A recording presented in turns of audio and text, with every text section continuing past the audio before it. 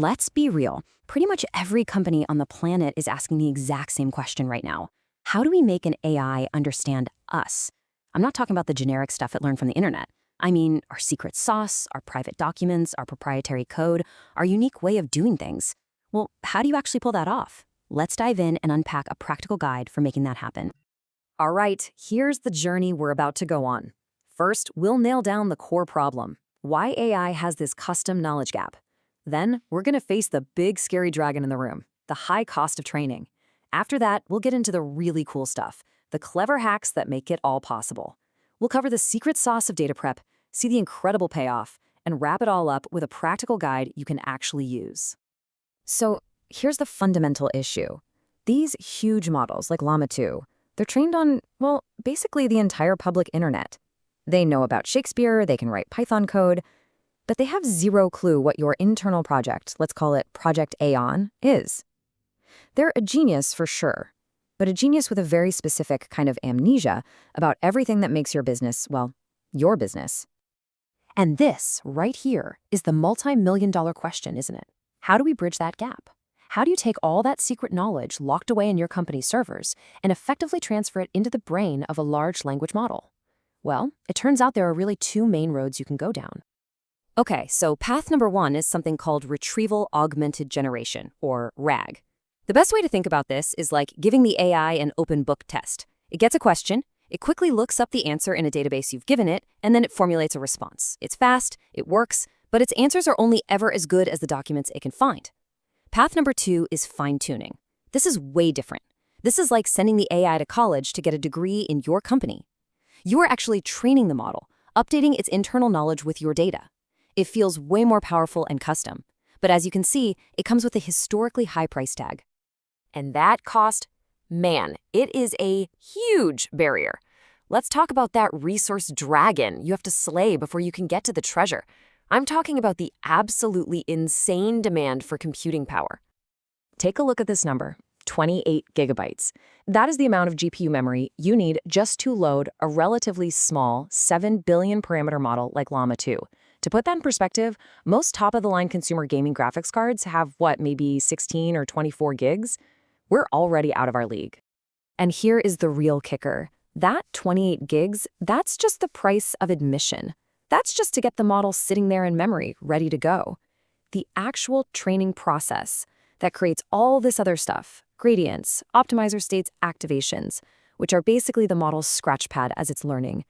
That's where the memory usage just completely explodes. Yeah, just look at what happens when you try to do what's called full fine-tuning. Even for the smaller 7 billion parameter model, you need a whopping 80 gigabytes of VRAM. We are talking about a top-tier A100 GPU, a piece of hardware that literally costs more than a brand new car. And even it is pushed to its absolute breaking point. You can see why, for the longest time, this was just a complete non-starter for almost everyone. But, of course, what do engineers do when they face an impossible problem? They get clever, they invent solutions. So let's look at the magic weapons they forged to make fine-tuning possible for the rest of us. The first weapon is called quantization. So by default, a model's parameters or weights are stored as these high-precision 32-bit numbers. Quantization is the process of shrinking them down to 8-bit or even 4-bit. The music file analogy here is just perfect. It's like taking a giant uncompressed WAV file and turning it into an MP3. You slash the file size, making it way easier to handle with almost no noticeable drop in quality. This one simple trick can cut your memory usage by 75% or even more. It's huge. The second weapon, and honestly, this is the real game changer, is parameter efficient fine-tuning, or PEFT for short. The core idea is just brilliant. It's like, why try to rewrite an entire 7 billion page encyclopedia when you can just add a few super smart new pages? With PEFT, you freeze the original massive model, you don't touch it, and you only train a tiny, tiny fraction of new parameters. And the most popular way of doing this is a technique called LoRa. So here's how LoRa works visually. You've got your huge pre-trained model, right? It's frozen in place. Then you basically bolt on these tiny, lightweight adapter layers next to the original ones. All of your new company-specific learning happens inside these little adapters, while the big model handles all the general reasoning and language stuff. So instead of retraining billions of parameters, you're maybe only training a few million. The efficiency gain here is just staggering. Okay, so we've got the techniques to make training affordable and possible, but none of it matters without the single most important ingredient, your data. And even more than that, it's about how you prepare that data. The secret sauce isn't just what you feed the AI, it's the recipe you use to format it. When it comes to your text documents, you have a few recipes to choose from. The simplest is just to feed it raw text and let it keep learning to predict the next word, just like it was originally trained. But you can get way smarter. You can create instruction pairs. For example, use a document heading as the prompt and the paragraph below it as the answer. When you do that, you're not just teaching it facts, you're teaching it how to answer questions. And what's really cool is that a very similar approach works for your code base.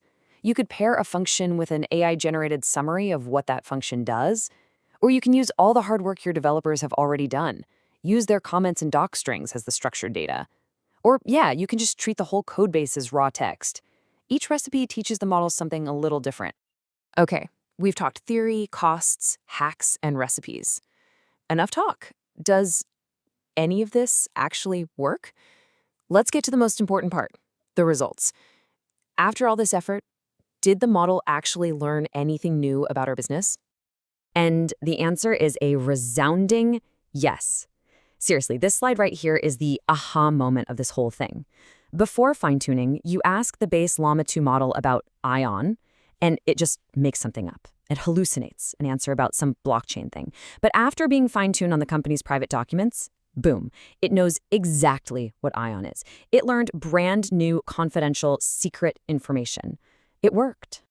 But wait, there's something else here that might be even more powerful. Fine-tuning doesn't just pump new facts into the model's brain. It actually changes the model's behavior. It teaches it your company's style, how you format answers, how you talk about things, and how to follow instructions with much greater precision. Just look at this. This shows what happens when you combine fine-tuning with that RAG approach we talked about earlier. You get the best of both worlds. On the left, with the base model, the answer is, okay, it's a vague summary. But on the right, the fine-tuned model gives a perfect step-by-step list that mimics the style of the user guide it was trained on. And look at the second question. The base model just fails. The fine-tuned model nails it, gives the exact API endpoint and even a code example. It's not just smarter, it's infinitely more helpful. So, this is clearly an incredibly powerful technique. Let's wrap things up by distilling everything we've talked about into a clear, practical map you can use to guide your own enterprise AI projects. All right, here are the key takeaways, your cheat sheet. First, unless you're working with a truly massive dataset, just stick with the parameter-efficient methods like LoRa. It's the smart move. Second, when you're setting up LoRa, you'll see things called rank and alpha. A good place to start for teaching new information is a lower rank and a higher alpha. Third, be efficient with your data. The more information you can pack into each training example, the faster the whole process will be.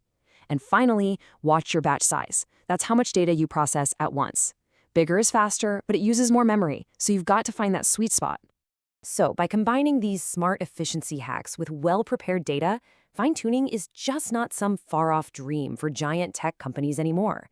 It's a real, practical strategy for anyone who wants to build a truly specialized AI expert.